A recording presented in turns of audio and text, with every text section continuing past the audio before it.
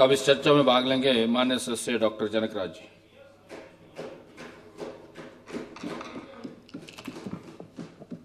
धन्यवाद सभापति महोदय, आपने मुझे बजट अनुमान 2026-27 की सामान्य चर्चा में भाग लेने का मौका दिया। सभापति महोदय, मैं आज यहाँ हिमाचल के भविष्य की पीड़ा को व्यक्त करने के लिए खड़ा हुआ हूँ। सभापति महोदय, ये बजट वित्तीय संकट, आर्थिक कुप्रबंधन और अंधकारमय भविष्य का प्रशस्ति पत्र है। सभापति महोदय, एक बात कहूंगा, बोली मीठी है सरकार की, भीतर कड़वा जाल। बोली मीठी है सरकार की, भीतर कड़वा जाल। जनता पूछे आज ये कहां गया खुशहाल। सत्ता में जो बैठे हैं गाते अपने गीत, सत्ता में जो बैठे हैं गाते अपने गीत। जन जन रोवे हाल पर, किससे कहे वो अपनी पीर। सभापति महोदय, हमने राज्यपाल जी के अभिभाषण की चर्चा में भी कहा था कि ये सरकार जनजातीय लोगों की अनदेखी कर रही है। मैं स्पष्ट तौर पर कहना चाहूंगा, सरकार के जनजातीय मंत्री बहुत तेज तरार हैं, सरकार के पक्ष के लिए हमेशा लड़ते रहते हैं। मेरे चुनाव क्षेत्र को तो छोड़ो, इस बजट ने तो जनजातीय मंत्री को अपने चुनाव क्षेत्र में जाने लायक भी नहीं छोड़ा है। सभापति महोदय, ट्राइबल क्षेत्र के लिए एक भी योजना नहीं है। एक पहल योजना का जिक्र है, मैं उस पर कैसे विश्वास करूं? क्यों? क्योंकि जो पिछले बजट में कहा गया था, जब वो ही पूरा नहीं हुआ है, तो जो इस बजट में कहा गया है, मैं उस पर कैसे विश्वास करूं? सभापति महोदय, और मैं एक बात कहना चाहूंगा, मैं गद्दी समुदाय से आता हूं, तो क्या गद्दी समुदाय केवल क्या भेड़ बकरी पालन तक ही सीमित है? आज गद्दी समुदाय के लोग देश विदेश में विभिन्न क्षेत्रों में अपने हिमाचल का, अपने समुदाय का नाम ऊंचा कर रहे हैं। मुझे बहुत दुख के साथ कहना पड़ रहा है, इस बजट में मात्र केवल गद्दी समुदाय के लिए एक पहल योजना का नाम देकर एक लॉलीपॉप थमा दिया गया है, जो जब वास्तविकता में उतरेगा तब की बात तब देखी जाएगी। सभापति महोदय, मैं कुछ बातें जो इस बजट के एनालिसिस पे उस पर कहना चाहूंगा। नेट एक्सपेंडिचर से पहले में नेट रिसीट जो 2026-27 की हैं, वो है 40,389 करोड़ रुपया, जो पिछले वर्ष के मुकाबले 16% कम है। जिसका मतलब यह है कि हिमाचल अब और गरीब हो जाएगा। और ये बजट अनुमान में जो आपने दर्शाया है, आपके पिछले वर्ष के आंकलन के हिसाब से 12% अधिक खर्चा जो है वो आपने रेवेन्यू एक्सपेंडिचर पर किया है, और कैपिटल आउटले के लिए आपने 3,090 करोड़ इस बार के बजट में प्रस्तावित किया, जो पिछले वर्ष के मुकाबले 70% कम है। इसका स्पष्ट मतलब है कि हिमाचल में विकास रुक गया है, हिमाचल में अब विकास नहीं होने वाला।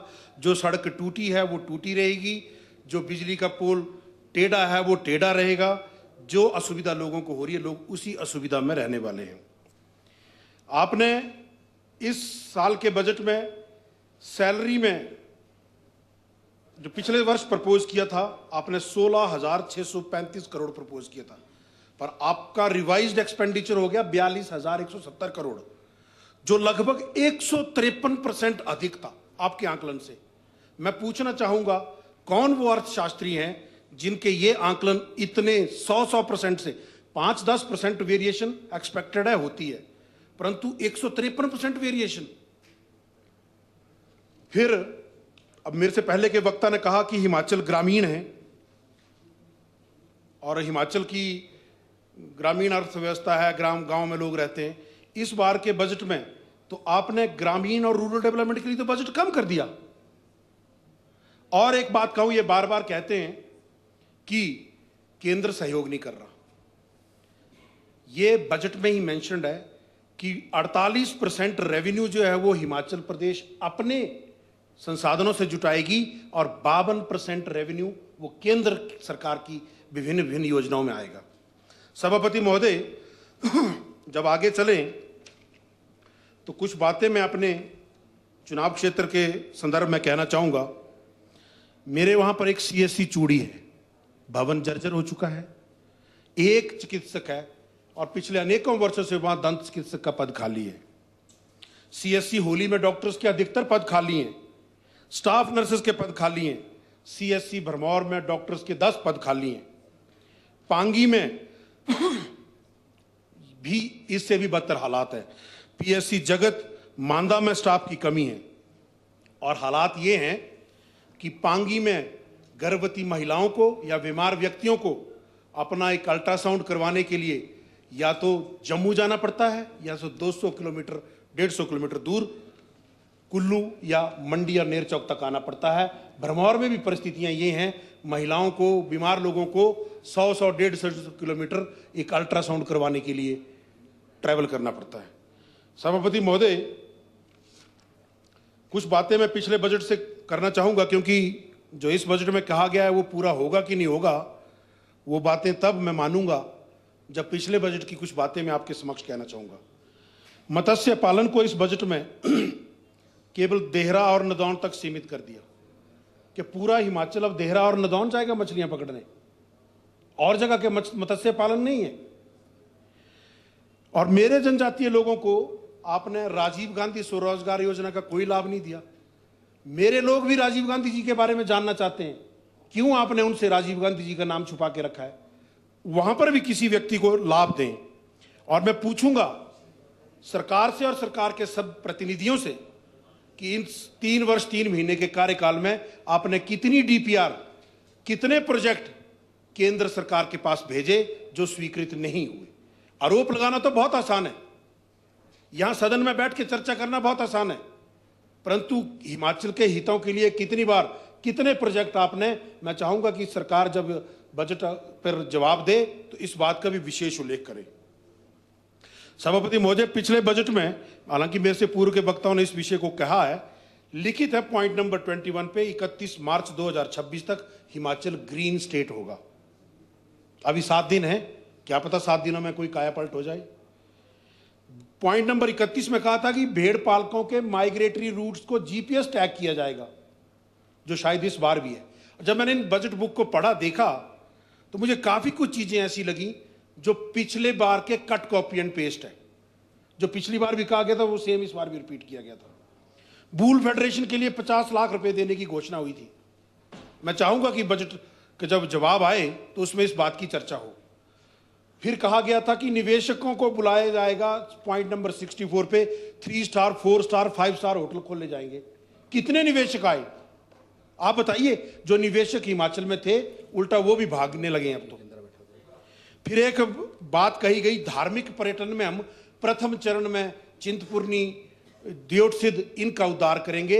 अगर मैं सरकार से आग्रह करता हूं, अगर सरकार ने अपना पहला चरण उठा लिया है तो दूसरे चरण में भरमौर के 84 मंदिर, त्रिलोकीनाथ मंदिर और जो ब्रजेश्वरी मंदिर दूसरे चरण में जो आपने सुधार करने का वायदा पिछले बजट में किया था, कृपया करके उसको करें। सभापति महोदय, हमने बार बार पर एक बार नहीं अनेकों बार अनेकों बैठकों में मणिमेश यात्रा को प्रसाद योजना में डालने के लिए आग्रह किया। अभी 4 महीने बाद फिर से मणिमेश यात्रा शुरू होने वाली है। पिछले वर्ष के अनुभवों से भी हमने कुछ नहीं सीखा है। इस बार भी हमने अभी तक कोई तैयारियां उस पर नहीं की हैं, ना ही उसका कोई कहीं इस बजट में। मैंने पहले भी कहा है, हिमाचल की सबसे बड़ी धार्मिक यात्रा है जो एक शॉर्ट ड्यूरेशन में चलती है, उस यात्रा के लिए कहीं कोई उल्लेख नहीं है। मैं तो आग्रह करता हूं सरकार को और सरकार के सब प्रतिनिधियों को आमंत्रित करता हूं, 84 मंदिर आए, दर्शन करें, भोलेनाथ का आशीर्वाद लें। नुआड़ा मैं लगा दूंगा। सभापति महोदय, यहां बार बार एक बात कही जाती है कि आर्टिकल 275 कॉन्स्टिट्यूशन ऑफ इंडिया हमें रेवेन्यू डेफिसिट ग्रांट। मुझे लगता है शायद इन लोगों ने इसको गलत तरीके से पढ़ लिया है, क्योंकि रेवेन्यू जो आर्टिकल 275 है उसमें विशेष तौर पर 2 लाइनें मैं पढ़ना चाहूंगा।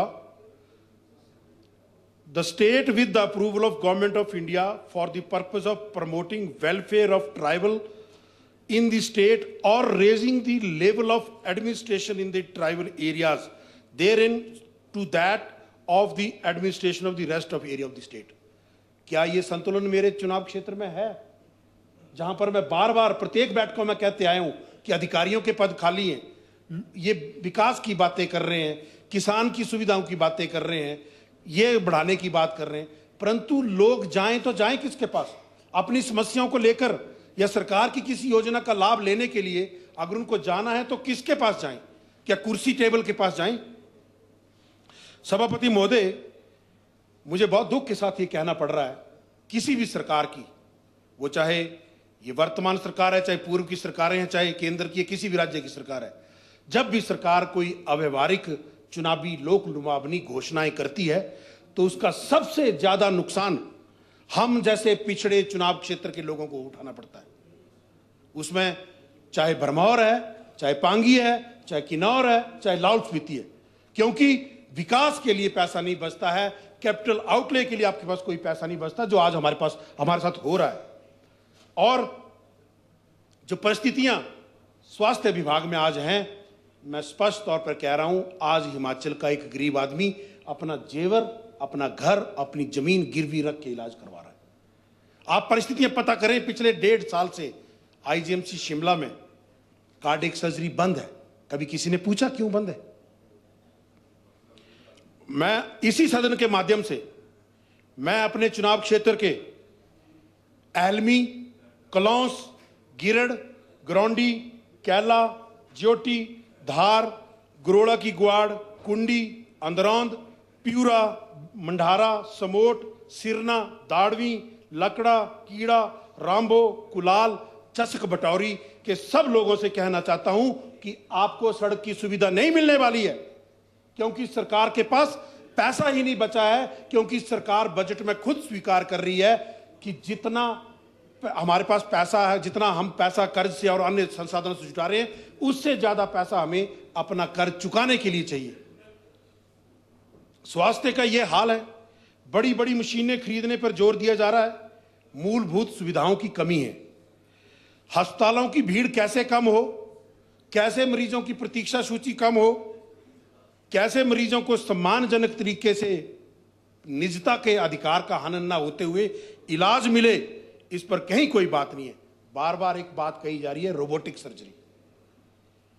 हिमाचल प्रदेश में रोबोटिक सर्जरी की बड़ी बार बार हर प्रत्येक सदन और प्रत्येक जगह इसकी चर्चा हो रही है। मैं बताना चाहूंगा सभापति महोदय, पेशे से चिकित्सक हूं, इस नाते इस विषय पर जानकारी रखता हूं। एम्स दिल्ली जो देश का सबसे बड़ा स्वास्थ्य संस्थान है, जिसका वार्षिक बजट लगभग 5,500 करोड़ रुपया है, इतना बजट तो पूरी स्टेट का स्वास्थ्य का नहीं है। इस बार हमारा 2,861 करोड़ रुपया है। हमारे स्टेट के पूरे हेल्थ बजट से लगभग 2 गुना बजट एम्स का है। एम्स ने भी नवंबर 2024 में एक रोबोट खरीदा, वो भी ट्रेनिंग पर्पस के लिए, और यहां बात की जा रही है कि हम जिला स्तर तक रोबोटिक सर्जरी को ले जाएंगे। इसके पीछे क्या कारण है वो सब जानते हैं। इसके बाद मैं बात कहूंगा,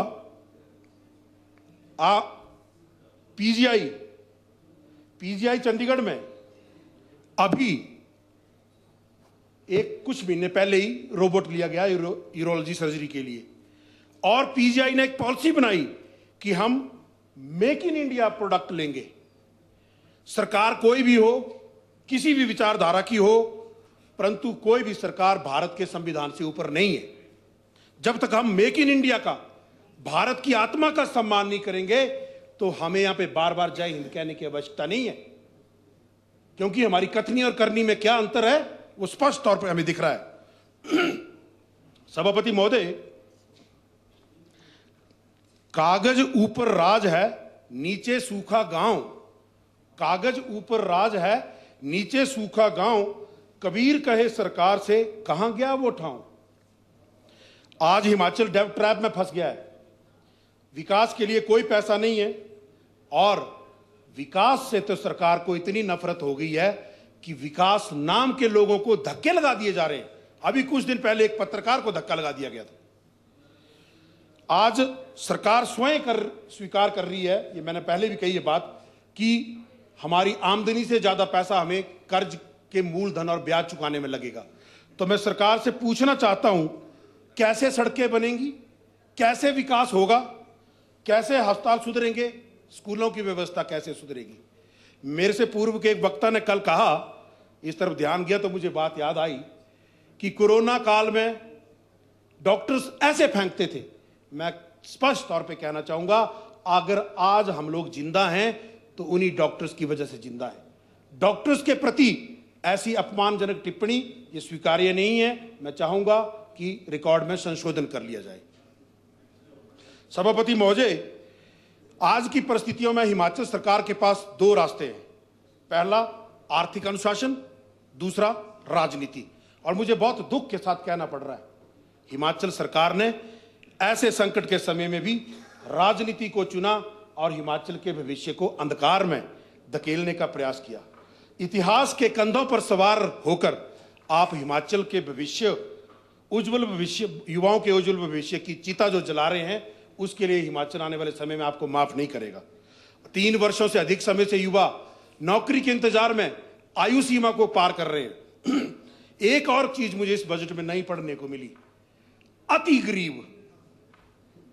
मैं सरकार से विशेष तौर पर, जब सरकार जवाब देगी, मैं पूछना चाहूंगा कि ये अति गरीब की परिभाषा क्या है।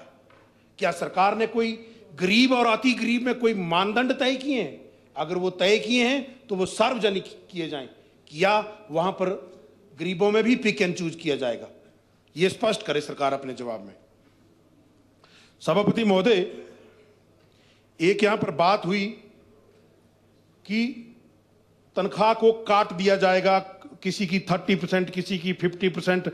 बहुत वाहवाही हुई, कई लोगों ने धन्यवाद किया, कई लोगों ने बड़ा अच्छा बोला। मैं स्पष्ट तौर पे कहना चाहूंगा, 28 फरवरी 2021 को माननीय सुप्रीम कोर्ट की एक इस बारे में गाइडलाइन आ चुकी हैं। Supreme court reiterate salaries and pension are rightful entitlement of government employee. Appropriate interest must be paid for the delayed payment. यहां कुछ लोगों ने कहा कि सैलरी को रोका नहीं है, काटा नहीं है, थोड़ी देर के लिए डिले किया है। तो यह भी मैं पूछना चाहूंगा, क्योंकि सारे लोग इतने अमीर नहीं है। लोग इंतजार करते हैं 6 महीने बाद मेरा डीए बढ़ेगा। कईयों ने लोन की किस्तें देनी है, कईयों ने बच्चों की पढ़ाई की फीस देनी है। 6 महीने बाद जब सरकार इसको पे करेगी तो क्या इंटरेस्ट के साथ पे करेगी? मैं पूछना चाहूंगा। और क्यों आपकी ऐसी लोक लुभावनी अव्यवहारिक चुनावी घोषणाओं का कर्ज ये हिमाचल के कर्मचारी और अधिकारी उठाएं? क्या ये आपने जो घोषणाएं की थी, इन हिमाचल के अधिकारियों और कर्मचारियों की सहमति से की थी? ये तो बहुत आसान होता है कि भाई इनकी सैलरी काट दो, उनकी सैलरी काट दो। उनका घर कैसे चलता है, गरीब लोगों को कैसे दिक्कत हो रही है, उस बात पर आप चिंता नहीं की आपने। सभापति महोदय, रहीमन कहत मुख्यमंत्री से सुन लीजो सरकार, बिना जमीनी काम के झूठे सब प्रचार। और बातें तो बहुत सारी हैं। एक बहुत बड़ा बजट यहां पर पेश किया गया है, जिसमें बार बार ये कहा गया कि इतने पेज का है, उतने पेज का है।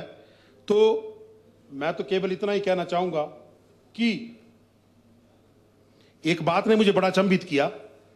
हिमाचल में प्रति व्यक्ति आय बढ़ रही है।